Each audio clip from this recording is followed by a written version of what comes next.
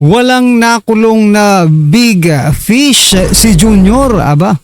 Nambudol si BBM, John Vic may pamasko kay Martin Romualdez. Aray ko po, ano kaya ito mga kababayan? Yan po ang ating aalamin at bibigyan ng reaksyon ngayong araw na ito.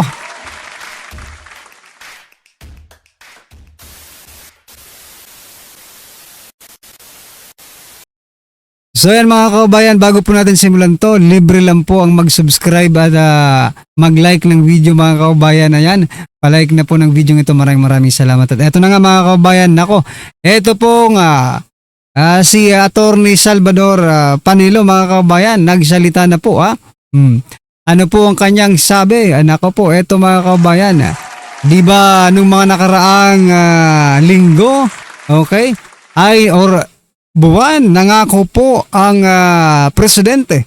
Okay? Nangako po ang si John Vic Remulla, di ba? Lahat po ng nasa gobyerno ay nangako na before si Vince Dizon, narinig ko rin to sa kanya eh. Bago magpasko, may makukulong na. Ayan mga kababayan, no? Sabi naman po ni Salvador Panelo, it's Christmas na. Sino ba yung mga sinasabi ni BBM or PBBM na nakakakulong? Okay? Nakakulong. Si Sara Diskaya lang ang nakakulong eh. There are no politicians. People want members of Congress and Senate who are involved to be jailed and the DPWH officials. Okay? Tama naman eh. Bukas po mga kababayan ay Pasko na. Bukas po ng gabi ay Pasko na. Pero hanggang ngayon po mga kababayan, hindi pa rin umuwi. Si dating DPWH Secretary Bunuan. Okay? Sino po ba ang ikinulong nila? Si Diskaya. Si Diskaya po mga kababayan ang ikinulong. Paano yung iba? Paano po yung iba, 'di ba? Para naman makabawi naman po ang taong bayan. Yung mga big fish sana ang ikulong. 'Di ba? May big fish na po bang naikulong? Baka hindi lang natin alam, Baka lang naman may big fish nang nakulong ay mag-comment kayo, I-send nyo sa amin yung link ng balitang 'yan at ibabalita po natin yung mga big fish na nakulong. Imbis nga na makulong, iba ang nangyari. Nagurgur po yung mga big fish. Sino po ba yung sinasabi nating big fish? Diba? Mga nagurgur po eh. Hindi pala dapat ganito ang sinabi nyo. Bago magpasko, okay? Magugurgur yung mga big fish. Okay? Hindi yung makukulong, hindi nakulong nga pero sa kabaong naman. Ilang yan naman mo talaga. Nambudol nga eh. Yun nga, tama, nambudol na naman po sa President Bongbong Marcos Jr. Well anyway, ano po ang inyong masasabi dyan mga kababayan? Paano nga ba makukulong? Kung ganito po ang sistema. Teka lang, eto muna. Paano makukulong kung ganito ang sistema ni Remulla? Remulla, mahirap ituro si Romualdez sa flood control anomalies. Aba, inayuntak na ito. Paano na mahirap? Siya nga ang speaker noon. Inamin ni John Vic Remulla na mahirap iugnay si dating House Speaker Martin Romualdez sa umano'y anomalya sa flood control projects. Dahil umano'y napakalinis. Aba, napakalinis ng paraan ng operasyon nito. Sa isang panayam, sinabi ni Remulla na kahit nagsasagawa ng investigasyon ng kanyang kapatid na si Ombudsman Jesus Crispin Remulla, nahihirapan umano silang makahanap ng direktang ebidensya. Direktang ebidensya laban kay Romualdez. Ayon kay DILG Chief, walang iniwang paper trail ang dating House Speaker na umanong pinirmahan, hindi kinausap ang mga district engineer o kontratista at walang direktang koneksyon sa mga questionabling transaksyon.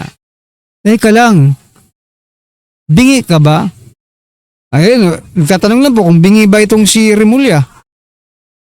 Ang inuugnay ninyo, si Saldico, di ba? Sa appropriations. Ngayon, paanong hindi connected si Romualdez, inamin na nga po ni Saldico that Romualdez and President Bongbong Marcos Jr. are involved dito po sa mga nangyayaring ito. Huwag niyo pong gawing tanga ang taong bayan. Nako naman. Matagal na tayong bobong, ang mga Pilipino matagal nang binobobo ng mga ito eh. Huwag naman, hindi na po sa panahon ngayon.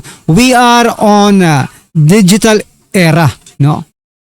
An information, the dissemination of information is like lightning, no? Parang kidlat yan eh.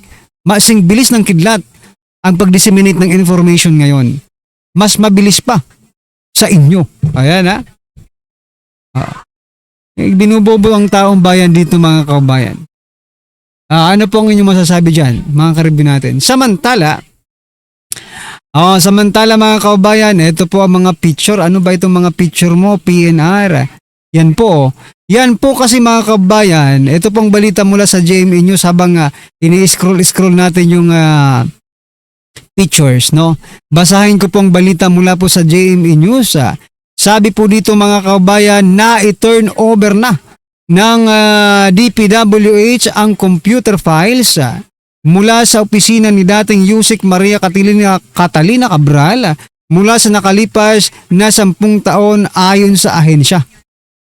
Take note, 10 taon ito mga kaubayan. Malamang ang kalkalin lang ng ombudsman, kasi napunta sa ombudsman eh. Pabasahin ko muna ulit yung balita, tapusin natin. Excite lang ako eh. Ito ay bilang bahagi ng pagsunod na inilabas ng Subpoena 12 ng Office of the Ombudsman.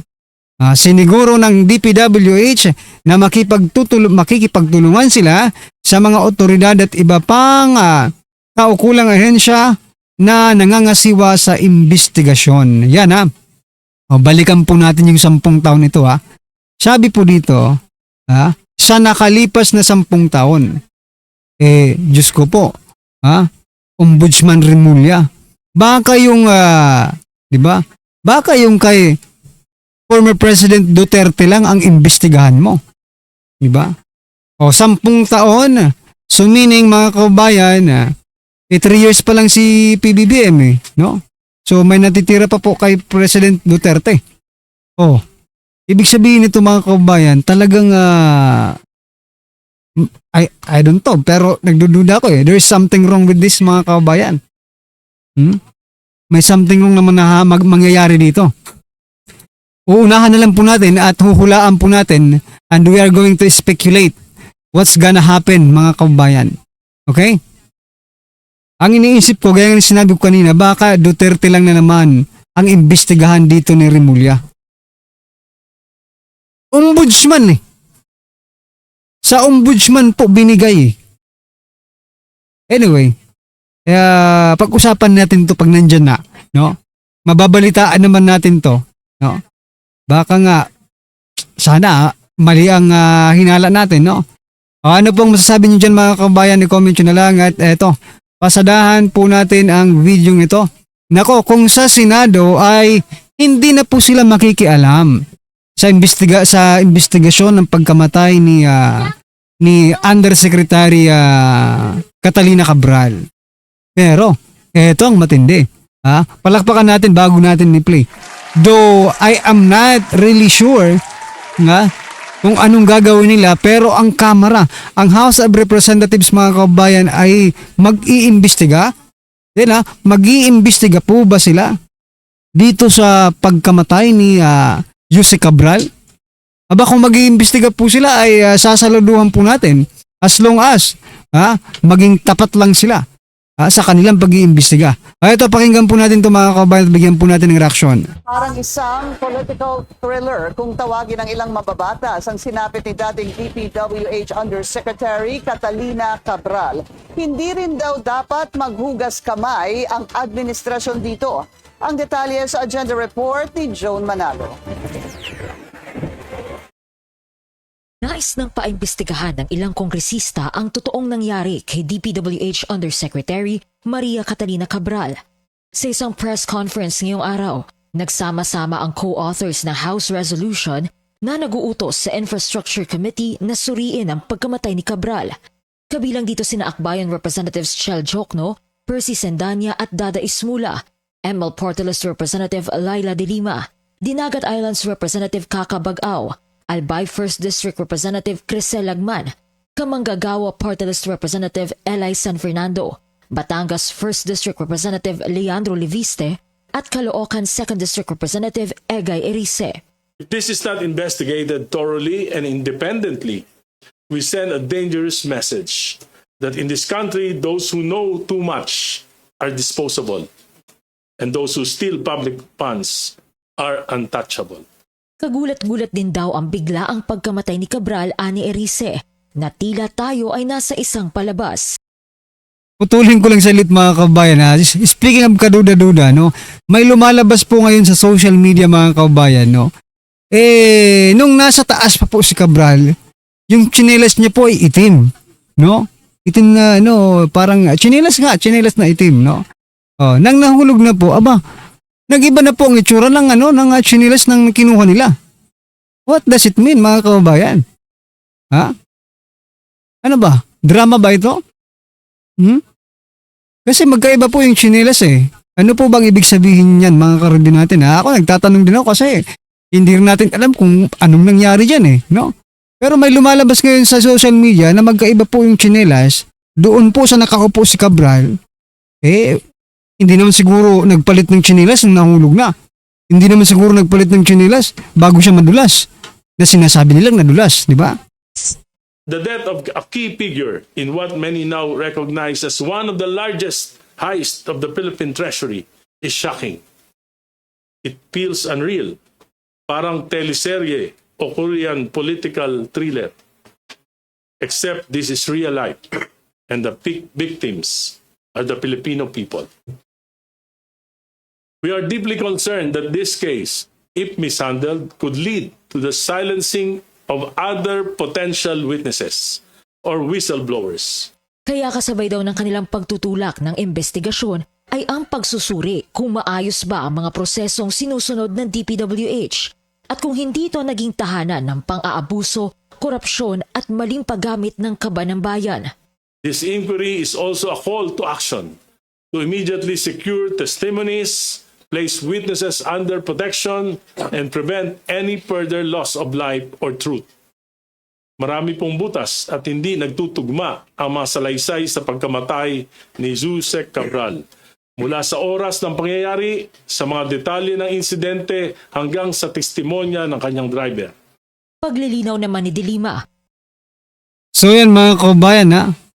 Yung driver,